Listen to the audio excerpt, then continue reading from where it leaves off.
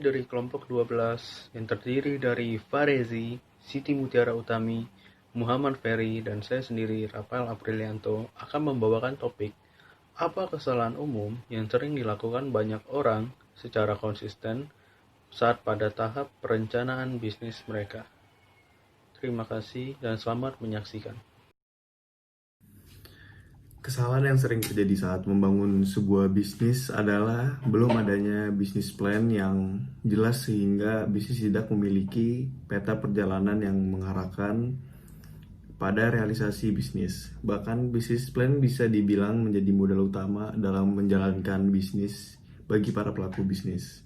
Nah, bisnis plan yang baik itu dapat dijalankan dan berhasil. Bisnis plan juga memerlukan perhitungan yang matang dan riset matang agar bisnis yang direncanakan dapat dijalankan. Namun, sebagian calon pembisnis masih membuat bisnis plan yang sembarangan dan tidak tersusun dengan baik, sehingga bisnis yang direncanakan sulit untuk terrealisasi.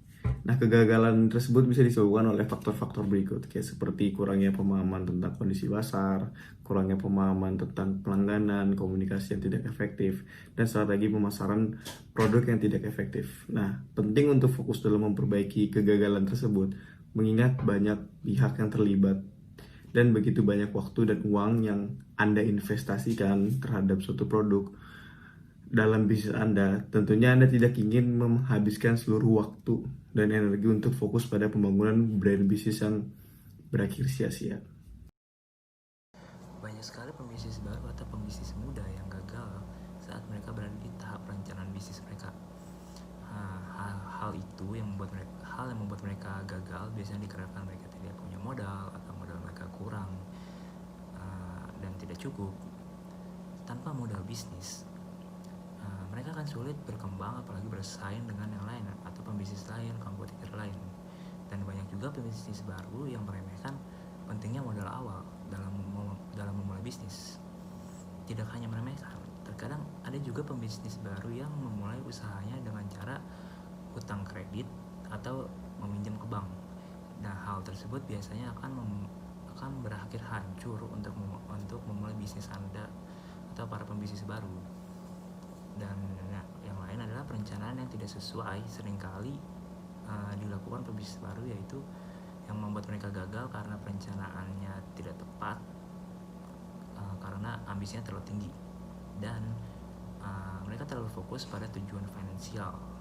Biasanya mereka juga kurang memperhatikan faktor lain seperti kemampuan kompetitor, kebutuhan keuangan, target penjualan, dan perkiraan pengeluarannya.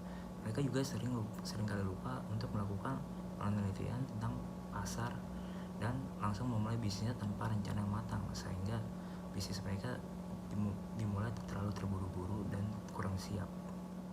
Selain yang disampaikan oleh Ferry, ada pun permasalahan yang sering terjadi pada saat proses perencanaan ialah di saat seorang pembisnis belum mengetahui tentang industri ataupun bidang yang akan dimasukinya.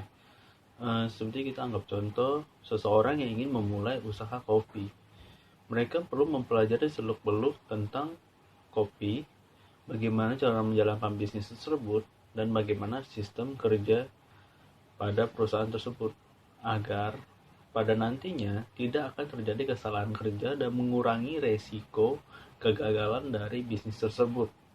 Adapun hal ini digunakan untuk pada nantinya perusahaan tersebut dapat mengembangkan bisnisnya ataupun melakukan ekspansi bisnis yang sangat luas, sehingga perusahaan tersebut dapat maju dan dapat terus berinovasi. Dan selanjutnya kita akan masuk kesimpulan yang akan dilanjutkan oleh Siti Mutiara Utami. Sekian, terima kasih.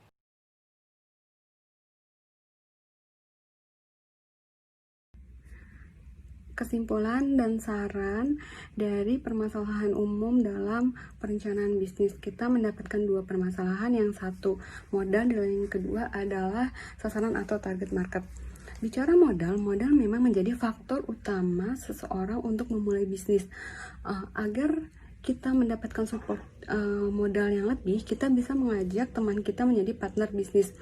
Lalu kita bisa membagi sharing profit dengan teman kita, atau kita bisa mengajak keluarga kita untuk menyimpan dananya atau untuk menginvestasikan dananya di usaha kita. Lalu kita pun bisa mengandalkan pinjaman ke bank karena sudah banyak bank-bank yang memberikan kemudahan untuk para UKM atau untuk para pemula bisnis untuk meminjam, dan mereka memberikan bunga yang kecil atau mereka memberikan pilihan seberapa sanggup kita membayar cicilan setiap bulan. Lalu setelah itu kita pun harus memiliki dana cadangan 6-1 tahun ke depan, dimana saat kita belum mengetahui profit kita ini bisa menutupi biaya produksi atau tidak, maka uang cadangan itu bisa dipakai untuk menutupi biaya produksi. Lalu kita pun untuk pembisnis baru biasanya banyak dana yang dikeluarkan untuk sebuah iklan dan promosi.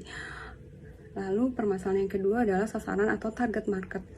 Sasaran di sini kita harus menganalisis lingkungan di mana kita akan mendirikan perusahaan atau mendirikan bisnis. Kenapa? Agar kita mengetahui seberapa banyak konsumen yang dari kalangan menengah ke bawah atau menengah ke atas atau semua kalangan.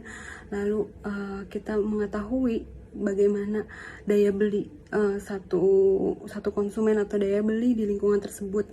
Nah, setelah itu kita mengetahui produk kita, harus mengetahui banget produk kita, kelebihan dan kekurangannya, agar kita bisa yakin saat mempromosikan bahwa produk kita ini bisa memberikan solusi atau memberikan suatu kebutuhan yang selama ini belum konsumen terpenuhi.